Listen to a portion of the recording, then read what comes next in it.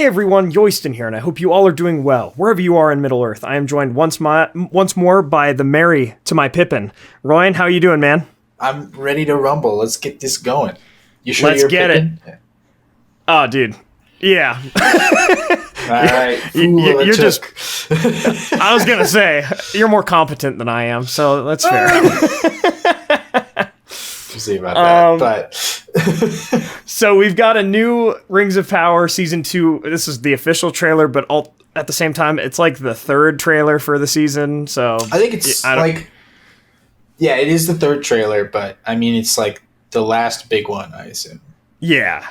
I do wonder if they'll do like a day of or a day before trailer. I'm trying to remember back to Season 1, but 2 years ago feels like forever. So they might do a day of, but this might be the last big trailer we get as well. So for everybody listening in, this will be linked in the description below if you haven't seen it yet. But after a long day of work for both of us, we're finally getting you guys our reaction here.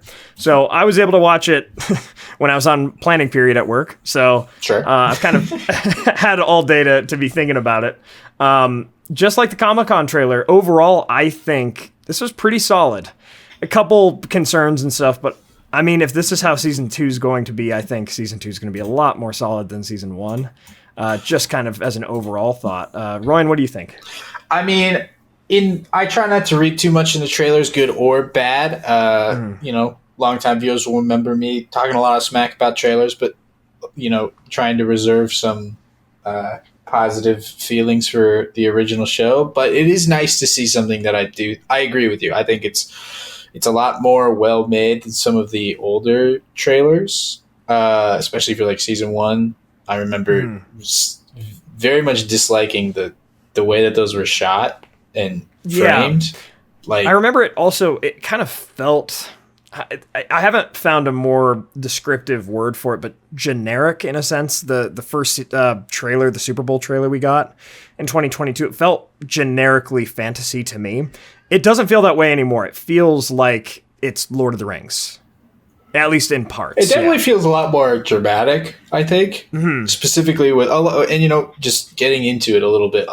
So much of this trailer is dedicated to presumably the War of Elves and Sauron in a region. Yeah. Right? Like maybe 70% of each individual shot or line seems to be related to that conflict. And I think that does lend itself more to making this a little bit more of an engrossing viewing experience, rather than just a bunch of 1 second long clips of new actors in costumes that you don't know any of their names yet. You know, the generic non-contextual shots, right? Exactly, right? Like, So, I mean, if we're gonna jump right into it too, so I think as kind of an overall thing, I think the best plot lines that we've been seeing in these trailers are those that are closest to the Rings of Power plot, to the Forging of the Rings, to Galadriel, kind of, but more Sauron and Celebrimbor. And so I feel like that's strong. And then the further out from the lore that we get, I mean, we get a couple things with the dwarves. It does seem like they're running... Maybe it'll just be a vision or something of the fall of Moria. I'm not sure exactly where they're going to go with that plot line. That looked like a Balrog. Yeah. It did. But I wonder, because they had like the waves coming over Numenor, I wonder if it'll be like a vision of a Balrog taking Moria that like Durin has. I could see them going that route too. So I wonder if we'll actually see the fall of Moria or if they'll portend it. I'm not sure about that plot line because, again, it's like 4,000 years before that actually happened, or 3. I don't know the timeline of the show. Never will. Realistically, I do think that we're going to see the fall of Moria. I think that. I think so too. If you think about it through the lens of, you know, Amazon, it's a major event with a level of recognition that is dramatic and worth storytelling, and it's just a really big shame for them that so much of Middle-earth's history is so widely spread out. But I believe at some point, maybe we were all just assuming this was going to happen, but I didn't think it was news that we were going to be compressing the storyline, and we definitely are already. But I understand I'm with you though with the level of hesitancy. It's like if we were gonna do the the War of Elves and Sauron and Eregion, like let's not stray from that point. Yeah. Let's really do a job on it. If you really want to do Moria, do it later.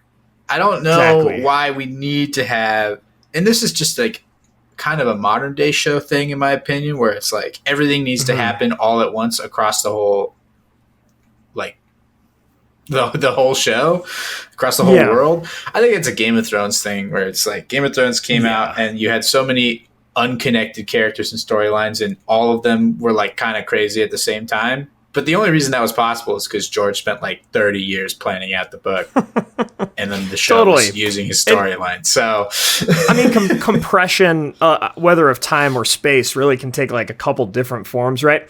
I mean, in the Lord of the Rings movies, the 18-year gap between Bilbo's birthday, or 17-year gap between Bilbo's birthday and Frodo leaving the Shire, like that's definitely compressed, but you don't feel it as much. It makes sense narratively because that 17-year gap feels a little bit weird if you're watching a movie and it just, well, that's a teenager right there. That's enough time for it, right? That's 17 years.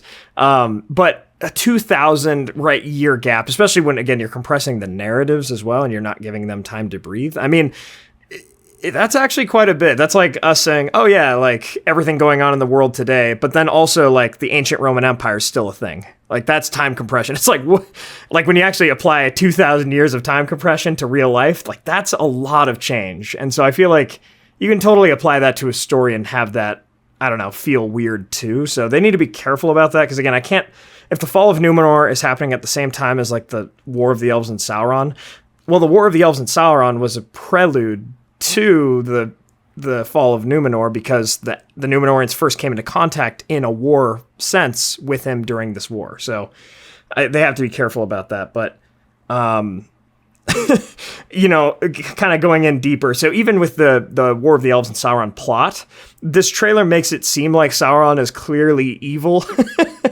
but he's getting away with a lot of stuff. I'm sure it's just because it's the trailer. I feel like I don't know how they could write this and be like, oh yeah, like no, he's definitely scheming, but everybody's fine with it. I hope they don't make it too obvious. They might. The trailer does. It's just like, what are you doing to me? Oh, I'm the guy that's stopping the storm. It's like you're the problem, and that's very clear. So I do want to talk a little bit about this because there's a moment in the trailer when Celebrimbor like looks in a mirror and then the reflection of him is like all gross and like weary, and I don't know. I could be reading heavily into a plot line from the trailer. Notable mistake made by many people. But I wonder if the Anatar that we see is only a character in Celebrimbor's storyline, and he's somehow isolated. Like I don't know. I just got this idea where he could have been captured essentially, and Sauron has made like an illusionary like city for him to just like live in and make his rings in and feel happy. And that's the reveal that we saw in the trailers as he's figuring out that that's not real. Now, like, depending on how they play that, I could have just made like major spoiler something like, and again, trailer spoiling stuff has been happening forever, but like, I mean, that's honestly, that's not the worst change. That could be played pretty cool. I think you could do that and make it make sense for why everybody knows that Anatar is Sauron except for Celebrimbor. And so, the show doesn't feel dumb doing it. We just get to watch Celebrimbor get gaslit, and that could be interesting. That could be intriguing. That could be. It could be. And it would also kind of make sense with the other problem we've been having of like, yeah, you gave this guy a different wig, but he still looks like the guy that just betrayed you at the end of season 1. And the reason why Celebrimbor can't make that happen is because my man's is like losing it. He's going insane. So yeah, that would be kind of interesting. They'd have to figure out how to approach like the War of the Elves and Sauron with that. Maybe like the man from his dreams actually came and there might be there's that shot of Anatar walking through the fire, so maybe that, he would actually have to come and find the Dwarven and Nazgul rings if we're going by the lore. But that could actually be very interesting. I really like that, Royan. Yeah. It makes me think too. Have we seen the man in dwarf rings made yet? There's this moment, and it's not, I don't think in this trailer, but where like Celebrimbor's pouring a bunch of rings into fire. But not like not in season 1. It didn't happen, right? Oh, no. Okay, so I think the only thanks. rings forged in season 1 were the Elven rings of power, but you said, right, they didn't put those on. Yeah, I remember in the previous video, I had to like go back and watch it. No, they did not put them on. Yeah, so they forged the Elven rings, which is, I think, backwards from the lore, because the lore is the Elven rings were last after Sauron left. He was like, I'm just going to keep going with what I've learned. And then he made 3 that were apart, but they kind of reversed that. Last besides the One Ring, of course. But now they've kind of reversed that. The Elven rings, I think, are first, and now Celebrimbor will probably just keep going with what he's learning, making the Nazgul and Dwarven rings. And Sauron will come and snatch him. Yeah, come and snatch him. Gil-galad, he's taking some guesses in this trailer. It's like, the rings can warp the mind of the user. It's like, dude, you're taking very accurate guesses. Like, at this point, I don't know how you... I did listen to that and roll my eyes. Anytime Gil-galad exists in the show, I want to roll my eyes. But, like, yeah, it's so dumb to be like, where are you just pulling this from? And I bet you, if they feel pressure from the audience to be like, explain how he knows this, they're gonna just have a weird scene where he's like in a basement reading a book that's really old, and then just pass it off as like, the ring lore of Melkor. Like, I don't know where he learned it either. Like, it's kind of speculation in the book too, of like, it seems Sauron kind of came up with it himself. But yeah, that's true. Maybe they'll just have a manual to the rings of power. And our Wendy's manager, Gil-galad, gets it. Gosh. It's so true. What you said 2 years ago about him, it's so true. It holds up so well. Let's move away from the elves, though. What do you think of like literally anything else in the trailer? So yeah, dwarves are, we'll see, just depending on time compression. But the further out we didn't get much of Arondir, but he'll probably be at the Battle of Aurelian. I put down here that I saw like one shot with Arondir in it. Yeah. Numenor gets like 1 or 2 shots. I think it's just going to be more civil unrest, more of Pharazôn just kind of doing some scheming and stuff. Him with the eagle, I still don't know what that's about, but kind of interested. I think Numenor should, if I were behind Rings of Power, Numenor would be mentioned here and there, but it would come a lot later. Like, I think I would really deal after the War of the Elves and Sauron, after the formation of Imladris and the White Council, the first White Council, right? I think after that, I would pay way more attention to the Numenorians, kind of just split away. But yeah, I'm with you on that. It almost feels like a setup for a season 3 plot, although they could just try to do it all at once, which would suck. But no, I really like the idea of focusing a lot on the War of Elves and Sauron, and then moving into further seasons with further confrontations with Sauron related to the Numenorians and stuff like that. Yeah. Like, I think that's a much more enticing show-run business. But like, I think it showcases a lot more of Middle Earth and what Rings of Power wants to show, which is how versatile it is. And then we kind of get into the East, which, again, I have a feeling, just like the pre-Hobbit backstory lore stuff that we got from season 1, I'll never forget the line, "I am good." That's a classic. But that storyline with Gandalf, I guess, and Tom Bombadil, like the stranger and all that, and what seems to be Saruman from this trailer, every time I see stuff from that, I'm just like, the geography looks cool, right? It's a new wizard. We don't know anything else beyond that, because there's only one. Totally, right? It's like, it's probably Saruman then. Right? Probably he looks like the Saruman. Book description of Saruman. Yeah, like the black beard and then the white hair and everything. So I could be wrong. It could be a blue wizard or Radagast. There's no way it's Radagast, I think. There's no way it's Radagast, right? So, but maybe it's some other schmuck. Who knows? Yeah, maybe they could always go like the pretender wizard route. I really don't know about that plot line. They just want Gandalf in the show, but they're not sure what to do. Speaking of which, right, in the notes here, you say, like, where's Galadriel until the end of the trailer, pretty much? Like, she's not there. It's not just that she's not there. It's just that the scenes that you see her in don't look like a Regan or the war against Sauron. So I'm like, what is she doing? There's a scene with her, like, and the sword and the crown, and I look at it, I'm like, that's not a Regan, that's Mordor. Like, right? She's girl? I think she's gonna be based on the Barrow Wight, because we know now that Barrow Wight that like they were up against in the last trailer or whatever is in fact a Barrow Wight. So they must be near the Barrow Downs in the Old Forest, I guess. Not close to anything that's happening. Right. And again, like the only one that we know in fact lives in the Old Forest, Tom Bombadil. Oh, he's not there either. So far out of he's in like, oh my gosh. No, I have a feeling. You have a note here, and I'm reading it, and it's absolutely right. Where it's like everything that's kind of surrounding the Rings of Power right now. You know, it sounds cool. It sounds interesting. The farther you get out of that, the more you're like, why? Yeah. I feel like it's just to fill up, like, Showtime set up future things when they're like, well, these characters, we introduced them, these characters have to be doing something, but we're still not going to figure out where Celeborn is. We're not going to figure out where he is because I don't know. Oh my gosh. Yeah. No Celeborn in the trailers. No Celeborn. No nothing. I retweeted a meme that my friend Higgy made. He's a friend of Nerd of the Rings, and he made this meme of, it's like Celeborn from the movies, where he's like, "Tell me, where is me? I much desire to see me." It's like, for real.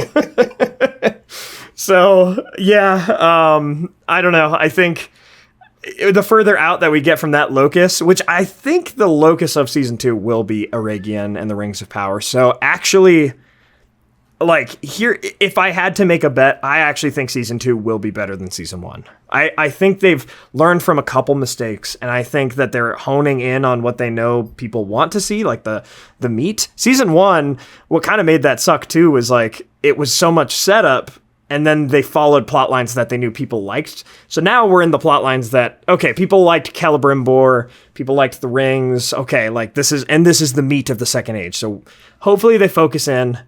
And then the kind of other stuff that got us frustrated with season 1 is kind of kept to a minimal. But yeah, I mean, people might not love to hear it, but I think cautiously optimistic at this point. You know, like I'm excited for War of the Rohirrim and other projects too. But actually, I'm kind of looking forward to, a couple weeks from now we'll get 3 episodes all at once. 2 weeks. Yep. Yeah. So we're almost there. And I'm kind of looking forward to it. Maybe if it's better, right? If there are at least plot lines that are really good that we can kind of isolate, that I look forward to. Then we can kind of skip. I mean, even in Game of Thrones, even in its heyday, it still had weaker plot lines, and you were just like, okay, like Daenerys is still there. Cool. Like, let's move on. So, you can have some boring plot lines as long as you have some others that really make the thing worth watching.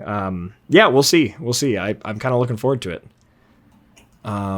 Yeah. Crazy. I mean, crazy how far we've come. So, again, I've told everybody, like, I'll just continue to try to give my thoughts as I see them. And I mean, is it the most accurate with the lore? No, but it never had to be.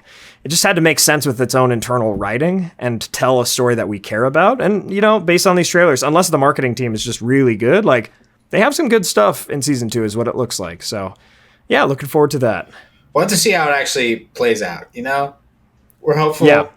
Yeah. But we have been burned before, and it's not like, that's for sure. It's not like we're going in blind. We'll see how it goes. Yeah. We'll see how it goes. But yeah, 2 weeks, and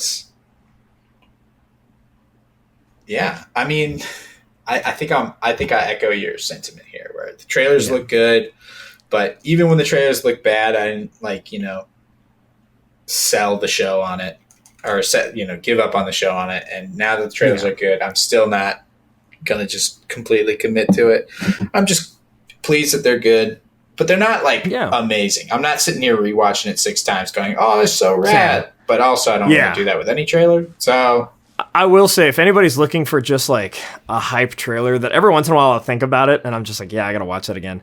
The Return of the King trailer. Oh, just how they interplay the music and how they do all that. Like the Return of the King trailer is just so good. That one you can rewatch so many times. But yeah, I mean, I'm looking forward to it. I'm looking forward to see what we at least get. And if it's bad, at least we can just finally put season 2 behind us and then go back into the dormant phase. But I don't know. Yeah, well, I'm giving it a shot. And, you know, I think these trailers have done some good work. This one especially, and the Comic-Con one especially. So, yeah. Any final thoughts there, Ryan? Nope. Just going to try to ride some positive thoughts and feelings into season 2. We were not here going into season 1. So, yeah. Yeah, absolutely. I think we were much more worried. Yeah. Totally. Well, looking forward to reviewing these with you, Ryan. Just a heads up for everybody, I'm at a wedding the weekend that these all drop, so 2 weeks from now. So I'll be a couple days late on the reviews with those, but we'll have 3 episode reviews coming your way that like Sunday, Monday around Labor Day. So look forward to those. And Ryan, yeah, thanks as always for joining me, man. Excited to dive into season 2 with you. Yeah, I'm just looking forward to it. Just a couple of weeks till the drop, and some more time before we get some videos out. But totally. The days count down. Yes, sir. All right. Thanks to our Valor Tier patrons and YouTube members for continuing to support the channel, making all of this possible. Peter Sheppard, John Hume, Rhys Jenkins, Arthur, Merlin, Theodore, Andrew Carlisle, and Zoomi. My friends, thank you all so much for joining us on this adventure. Until the next one.